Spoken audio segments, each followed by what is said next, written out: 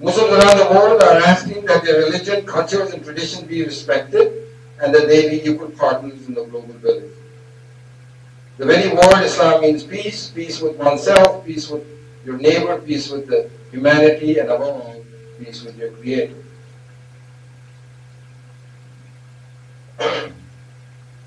You know, we have people such as a columnist called Cal Thomas, people such as Jerry Falwell, who called Prophet Muhammad as a terrorist and called Islam as evil. Pat Robertson called Islam the enemy and said Muslims are worse than Nazis.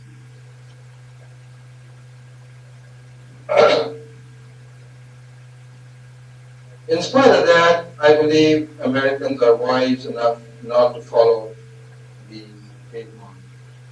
I think you've all heard of a lady by the name of Karen Armstrong from Britain, well-known scholar in Islam. She's a Christian and writes several books on Islam. She asked this piercing question in Time magazine. If Islam is so bad as projected by the media, how come it is growing so fast in the West? And as I said earlier, it is the second largest religion in several countries in Europe, including America.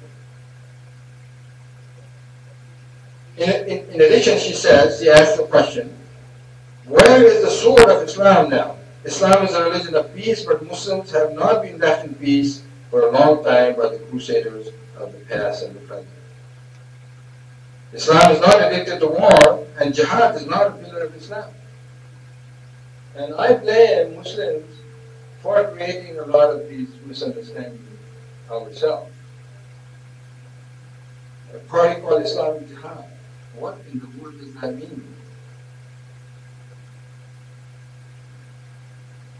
All of the 30 or so battles in the life of the Holy Prophet were defensive wars imposed on Muslims by non-Muslims. She says jihad is a struggle for peace and social justice, not holy war, as the media would describe it.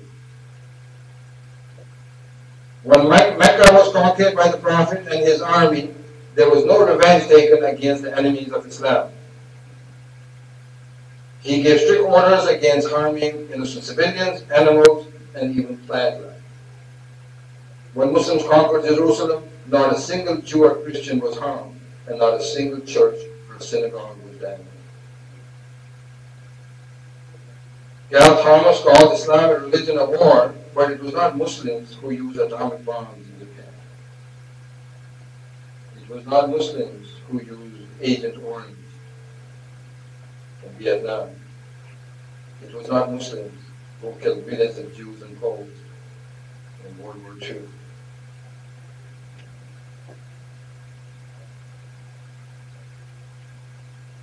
Does Islam promote tolerance? The best example I can give you is the 700 years of Muslim Spain, where the Jewish folks had freedom of speech, freedom of religion, freedom of ownership, freedom of enterprise. I don't need to tell you once the Muslims left Spain what happened to the Jews.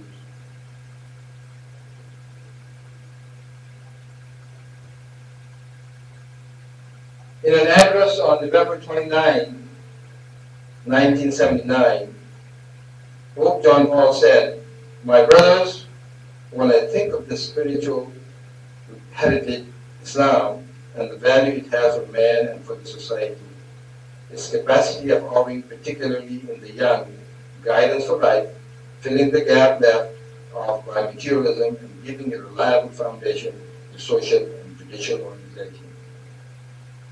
I wonder if it is not urgent, especially today when Christians and Muslims have entered a new period of history, to recognize and develop the spiritual bonds that unite us in order to persevere and promote togetherness for the benefit of all men, peace, liberty, justice, and moral values, as the Council calls upon us to do so."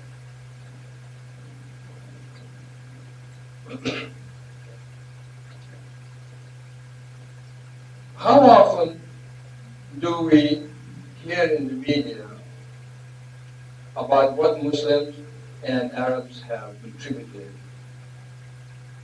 to the world society, to the world civilization.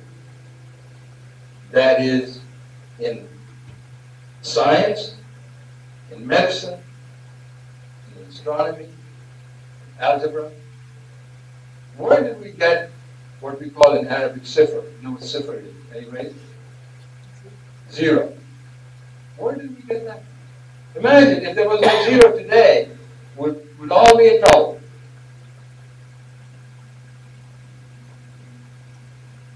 Who can tell me which is the oldest university in the world? Not you, Dr. Johnny, you know it. Which is the oldest university in the world?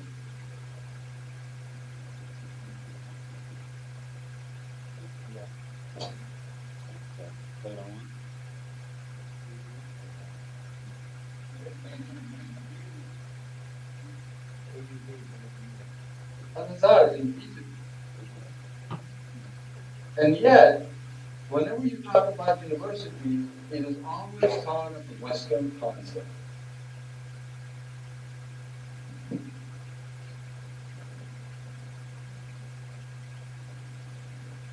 What are the prospects for peace?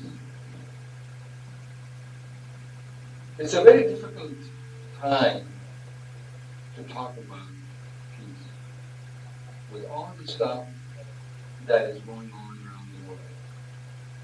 You would think this is the end of the world and wonder whether ever it's going to be. Well, I belong to a peace organization. I promote peace. I'm a peacenik. Peace is very dear to me. There are certain encouraging signs that I believe will eventually lead to a peaceful world. First of all, making the United Nations a workable organization. You see, with the veto power of each of the permanent members, UN can be exploited by these members for their own selfish reasons. Those of you who remember the former Prime Minister of Malaysia, Dr. Muhammad Matahir, and he gave a speech once about what I'm talking about tonight. Muslim perspective of the world is. And he used an example that Zionism is supported by the U.S. in the United Nations. Now you might say, now wait a minute. How could they do that? How would they do that anyway? The number of resolutions against Israel that were vetoed by the United States. And then, of course, there are 73 resolutions that Israel has ignored. So how do we make the United Nations more powerful? It has to be more democratic, is one example. Second example is we have to find another way other than this 5 permanent members having a veto power. They just bring it to a standstill. From the Muslim point of view, I have a right to make, and how come there is no Muslim country in one of these permanent members?